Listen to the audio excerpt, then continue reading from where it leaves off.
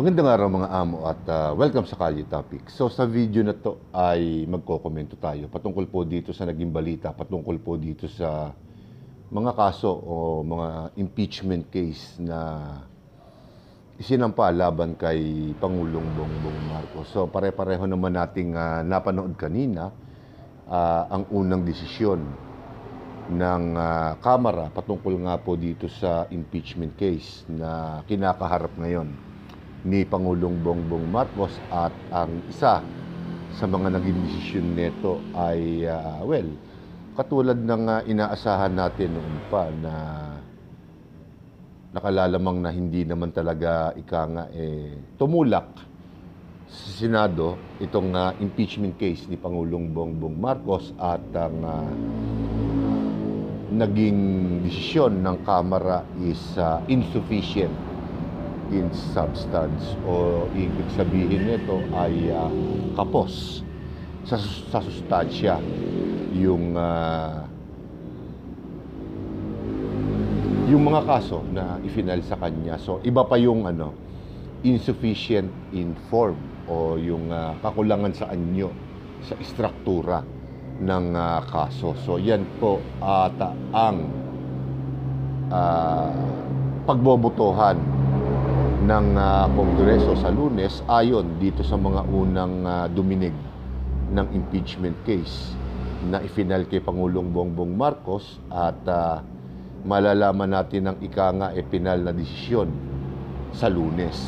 So alam naman natin na kumbaga malabo pa sa tubig Milo itong impeachment case na to, dahil unang-una alam naman po natin na majority ng Kamara ay kaalyado ni Pangulong Bongbong Marcos, at may mga ilan din na nagsasabi na ito lamang ay isang palabas, which is syempre pinaniniwalaan naman natin dahil kung ito ay isang talagang legitimate na impeachment case, sa opinion ko lamang po ito bagamat syempre sa mata ng mga sa mata ng mga kongresista, ito ay isang legitimate na pagpa-file ng impeachment case ay alam naman natin, di ba? Hindi naman tayo siyempre matatakot na magsalita na ito ay isa lamang palabas, at marami rin na nagsasabi na nailigtas ng Kamara si Pangulong Bongbong Marcos ngayon dahil syempre alam naman natin na ang magiging resulta ng botohan sa Lunes, dahil syempre kailangan po ng kailangan po ng 1/3 vote ng Kamara para maipanik sa Senado ang impeachment case na to, which is highly unlikely na makuha. Siyempre isang palabas lamang at pagsasagip, di ho ba? So ang para sa akin ang pinakapangit nga lamang po ng senaryo na to is kumbaga talagang hayagan pa nilang ipinakita sa tao kung papaano nila yurakan ang dunong, ang intelligence ng mga Pilipino, dahil alam naman natin pare-pareho na, di ba, majority ng Kongreso ay kanila. So ano ang punto? Di ba? Ano ang punto netong mga nagsasubmit ng impeachment case knowing na sila naman ay talagang mga kaalyado ni Pangulong Bongbong Marcos, at halata naman na sasagipin lamang nila si Pangulong Bongbong Marcos. Kapi-kapi ho tayo mga amo. So pointless, hindi ba pointless? Gumawa lamang sila ng palabas, hindi ho ba? So Nakakalungkot nga lamang po dahil imbis na matuon ang atensyon ng ating mga mambabatas sa mga totoong problema ng ating bansa, ay mas pinili pa nilang makilahok o gumawa ng isang palabas na kung saan alam naman nilang hindi bibenta. So parang sa akin, ipinakikita nila sa atin kung gaano tayo kababaw.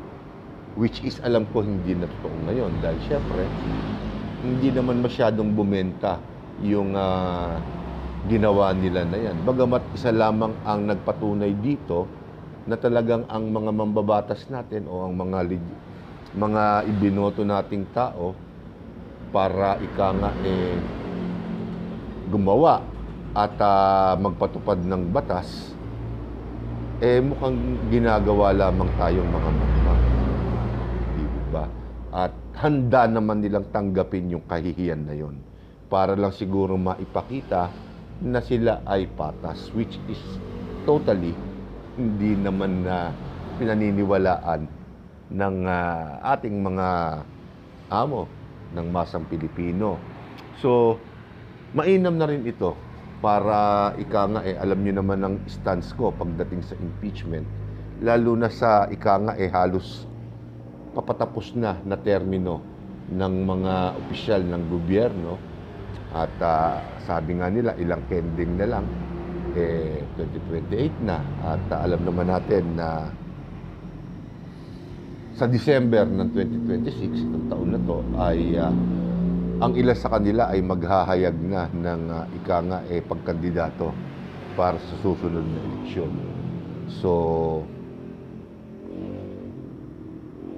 wala na ring saysay, hindi ho ba? At sinabi ko na noon to na wala na ring maidudulot na inam kung mag-file pa na mag-file ng impeachment case itong mga tao na to dahil kumbaga ang hinahabol na lang nito sa opinion ko is grandstanding na lamang. So kumukuha na lamang sila ng atensyon, hindi ho ba? Kaya lang itong diskarte nila na to is kumbaga bulok na. Ewan ko lang sa inyo kung sariwa pa sa inyo, pero bulok na. At sinabi ko rin noon sa mga previous na video ko na hindi na natin kailangan ng impeachment case kasi uubos lamang tayo ng pera, ng panahon, at pati ang ekonomiya natin magsasuffer kapag natuloy pa itong mga impeachment na to. Ewan ko lamang kay BP Sara dahil ibang senaryo pa yon, haabangan pa natin yan.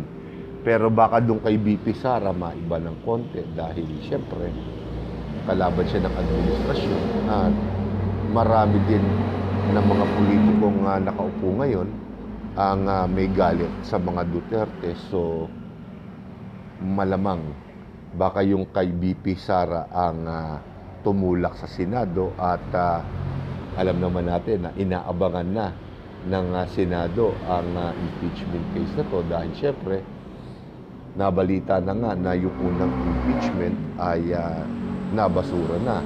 So mas sisinupin nila itong ikalawang pagtatangka na pagpa-file ng impeachment case laban kay BP Sara.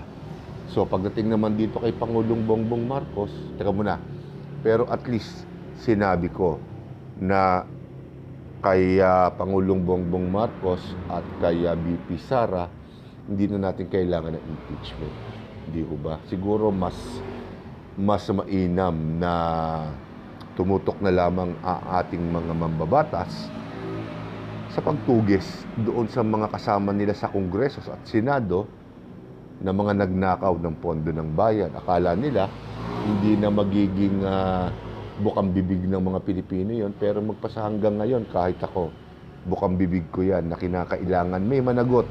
Hindi lang yung mga taong empleyado ng DPWH at itong mga mangilan-ngilang mga kontratista. May mga politiko din na nakinabang dyan at hindi rin naman ako naniniwala na hindi alam ng Pangulo yan. Hindi ba? Lahat ng impormasyon patungkol sa ating gobyerno ay nalalaman ng Pangulo. At kung alam ng Pangulo yan, bakit hindi niya pinigilan? So, in a way, Hindi ba? Deserving niya talaga na ma-impeach siya. Dahil either kasama siya dun sa krimen, sa pagnanakaw, pinabayaan niya na mangyari yon just to satisfy, para mapagbigyan lang yung kanyang mga kaalyado. Isama na natin diyan ang kanyang pinsan. Bagamat wala tayong pinanghahawakang ebidensya, hindi ba? Pero alam naman natin na ganun ang ginagawa ng ating mga politiko. At nakikita naman natin yan sa pang-araw-araw na balita. Sila ngayon ang nagbubulgara ng kanilang mga baho. Again, alam ng Pangulo yan. Alam ng Pangulo ang bawat impormasyon ng bawat politiko sa ating bansa kung nanaisin niya. At alam kong alam niya. Pero siyempre, questioning ko yon dahil either kasama siya o talagang pinabayaan na lang niyang mangyari. Which is, para sa akin, hindi ko lang alam sa batas, ay impeachable offense na yan. Hindi ho ba? Pero again, medyo late na. Hindi ho ba? Medyo late na. So, hindi na natin kailangan ng impeachment sa pagitan ng Pangulo at ng ikalawang Pangulo. Bagkos, ang dapat na pinagkakaabalahan ngayon ng ating mga politiko, bagamat wishful thinking na lang yun sa akin, tugisin yung mga talagang politiko, since sinasabi naman nila, wala silang alam, hindi ba? Hindi alam ng Pangulo. Tugisin nila yung mga politiko, yung mga kasama nila sa Kamara, yung mga kasama nila sa Senado na nakinabang sa korupsyon. Hindi rin ako pwedeng maniwala na puro opposition lang ang nagnakaw. Siguradong mas marami sa administrasyon. Di ho ba? Yung mga kaalyado ng Pangulo ang nagnakaw. Dahil sila ang may kapangyarihan ngayon eh. Hindi ho ba? Kahit anong pagtatanggol pa ang gawin ng kanilang mga bayarang media, bayarang mga vloggers, mga influencers, hindi maaaring walang involved na administrasyon diyan, na miyembro ng administrasyon o ng partido ni Pangulong Bongbong Marcos. At ulitin ko impeachable pa rin yung sinabi ko kanina. Impeachable offense pa rin yun. Either kasama siya o incompetent siya bilang Pangulo. Kasi ang impormasyon solely, pribilehiyo ng isang Pangulo yan. Pag sinabi ng isang Pangulo sa kanyang subordinates, mga subordinates niya, imbestigahan niyo si ganun. Bakit ganun kabilis ang pagyaman o pag-angat ng kanyang yaman? Sa loob lamang na 1 linggo o ilang araw lang, malalaman na ng Pangulo ang totoo. Bakit hindi niya magawa? Gayong siya ang Pangulo ng ating bansa. So, babalik ako doon sa katwiran ko. Pangatlong beses. Either kasama siya o sadya talagang incompetent siya at pinababayaan na lamang niyang mangurakot yung kanyang mga ka-administrasyon, kaalyado, para mapasaya sila at manatili siya sa pwesto. Kakalungkot. Yan po ang realidad ng politika ngayon. So, hindi natin mababago yan unless hindi natin kayang baguhin ang sistema ng pagboto natin. Hindi ba? Dapat magkaroon tayo ng pamantayan. Paulit-ulit ko sinasabi na dapat subukan natin yung mga bago. Yung bang hindi galing sa mga political dynasty, sa mga pamilyang naging hanap buhay na ang politika. Again, suggestion ko lamang po yun. Pero syempre, ang topic natin ay itong impeachment case. So abangan natin sa Lunes kung maiiba pa. Pero duda ko na tumulak pa yan dahil sa tingin ko walang buboto diyan. Meron man siguro mga ilan lamang. Pero sana susunod iwasan na nila yung mga ganyang palabas. Hindi ho ba? Dahil hindi naman naniniwala ang mga Pilipino sa ganyang uri ng palabas. Hindi ho ba? Talagang totally nagsisinungaling na ang ating mga politiko. Harap-harapan na sa mainstream media, sa social media, harap-harapan na po sila nagsisinungaling. Sukat na mapahiya sila, wala na silang pakialam. Ang mahalaga lamang sa kanila, manatili sa posisyon at kumita. Manakaw ang pondo ng Pilipinas. So, dito ko natatapusin ang video na to at tingnan natin kung ano pa ang mga bagong kaganapan na mangyayari sa ating politika. So, maraming salamat po sa inyong lahat at magandang araw po sa inyo.